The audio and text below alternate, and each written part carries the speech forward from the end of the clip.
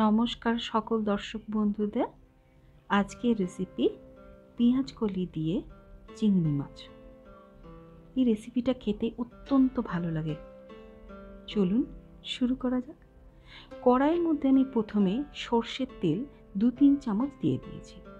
এর মধ্যে ফোড়নে আমি দিয়েছি 1/2 টেবিল স্পুন কালো জিরে। এরপর আমি 200 গ্রাম চিংড়ি মাছকে ভালো করে পরিষ্কার করে নিয়েছি এবং এর মধ্যে ম্যারিনেশনের জন্য দিয়ে দিয়েছি 1/2 টেবিল স্পুন হলুদ আর 1/2 টেবিল স্পুন নুন। ভালো করে মাখিয়ে নিতে হবে সমস্ত চিংড়িগুলোর সাথে। এরপর আমি ওই কড়াইতে চিংড়ি মাছগুলো দিয়ে ভালো করে ভেজে নেব। আমি চিংড়ি মাছগুলোকে খুব বেশি ভাজবো না, খুব বেশি ভাজলে কিন্তু চিংড়ি মাছ শক্ত হয়ে যায়। তাই আমি চিংড়ি মাছগুলোকে হালকা ফ্রাই করে নেব রং আসা পর্যন্ত। দেখুন এগুলো ভাজতে ভাজতে কিন্তু হালকা হলুদ রং নিয়ে নিয়েছে। এরই মধ্যে আমি অ্যাড করে দেব 2 টেবিল স্পুন আদা বাটা। আদা বাটা অ্যাড করার পর চিংড়ি মাছগুলোর সাথে খুব ভালো করে কষিয়ে নেব যাতে আদার র ফ্লেভারটা একদমই চলে যায়। এরপর আমি একটা বড় সাইজের পেঁয়াজ স্লাইস করে নিয়ে এর মধ্যে অ্যাড করে দিয়েছি এবং আবারও সব কিছু খুব ভালো করে 2-3 মিনিটের মতো ভেজে নেব। এবং ভাজা হয়ে যাবার পর এর মধ্যে আমি দিয়ে দেব 1 চামচ জিরে গুঁড়ো, 1 চামচ ধনে গুঁড়ো ও 1 চামচ লাল লঙ্কার গুঁড়ো অর্থাৎ কাশ্মীরি লঙ্কার গুঁড়ো।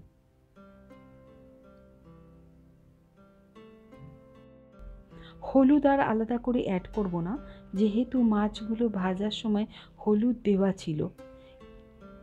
এর মধ্যে হলুদ অ্যাড করলে কিন্তু গোটা তরকারিটাতেই বেশি হলুদের গন্ধ হয়ে যাবে। সব কিছু ভালো করে ভাজা হয়ে গেছে, বেশ তেল ছাড়া ছাড়া হয়ে গেছে। এইবার আমি দিয়ে দেবো স্লাইস করে রাখা একটি টমেটো এবং আমি টমেটোগুলো অ্যাড করার সময় আমি এর বীজ ফেলে দিয়ে রান্না করেছি। টমেটোগুলো দেওয়ার সাথে সাথেই আমি 1 চামচ মতো নুন অ্যাড করে দিয়েছি এবং আমি কিছুটা পরিমাণ জল দিয়ে আবারও ভালো করে সব কিছু মিশিয়ে 5 মিনিটের মতো ঢাকা দিয়ে এটিকে সেদ্ধ হতে দেব। 5 মিনিট হয়ে গেছে, আমি ঢাকা খুলে নিয়েছি। দেখুন বেশ সুন্দর করে জলও শুকিয়ে এসেছে এবং আমার চিংড়িটাও ভালো করে সেদ্ধ হয়ে গেছে। এইবার কিন্তু আমি এই রান্না করা চিংড়িটাকে আলাদা একটি পাত্রে তুলে রাখবো।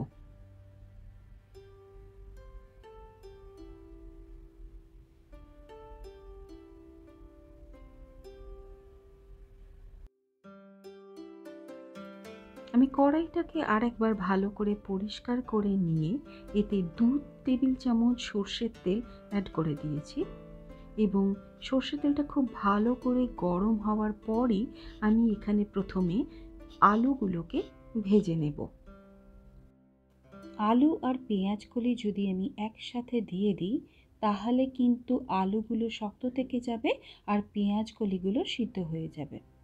এই আলুগুলি ভাজার সময় আমি 1/2 টেবিল স্পুন হলুদ গুঁড়ো অ্যাড করে দিয়েছি। এই মোমেন্টে আমি গ্যাসের ফ্লেমটাকে হাই রেখেছি। আলুগুলিতে বেশ একটা সুন্দর সোনালি রং চলে এসেছে। আলুগুলো কিন্তু সিদ্ধ হয়ে গেছে ভাজার সাথে সাথেই।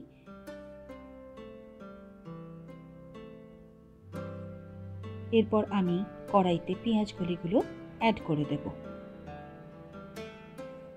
আমি যদি প্রথমেই কড়াইতে আলু আর পেঁয়াজকলি একসাথে দিয়ে ভাজতে যেতাম তাহলে কিন্তু এরকম সুন্দর ঝরঝরে ভাজতে পারা যেত না, কারণ পেঁয়াজকলি দিলেই পেঁয়াজকলি থেকে প্রচুর পরিমাণে জল বেরিয়ে আলুর সাথে মিশে যেত এবং আলুগুলোকে নরম করে দিত। তাই আপনারাও এই পদ্ধতিতেই ভাজবেন। দেখুন আমার ভাজা হয়ে গেছে। এরপর আমি এই মোমেন্টে কিন্তু স্বাদ মতো নুন অ্যাড করে দিয়েছি। আমি ভাজার পূর্বেই নুন অ্যাড করে দিয়ে নিই। নুন অ্যাড করলেই কিন্তু সমস্ত জল পেঁয়াজকলি থেকে বেরিয়ে চলে আসতো। তাই আপনারাও সেমভাবে পরেই নুনটা অ্যাড করবেন। এর মধ্যে আমি 2টো কাঁচা লঙ্কা চিড়ে দিয়ে দিয়েছি এবং রান্না করে রাখা চিংড়ি মাছটা অ্যাড করে দিলাম। এবার পেঁয়াজকলি, আলু আর এই রান্না করা চিংড়ি মাছটা খুব ভালো করে মিশিয়ে নিতে হবে এবং মিনিট 5 ধরে সব কিছু খুবই ভালো করে কষাতে হবে।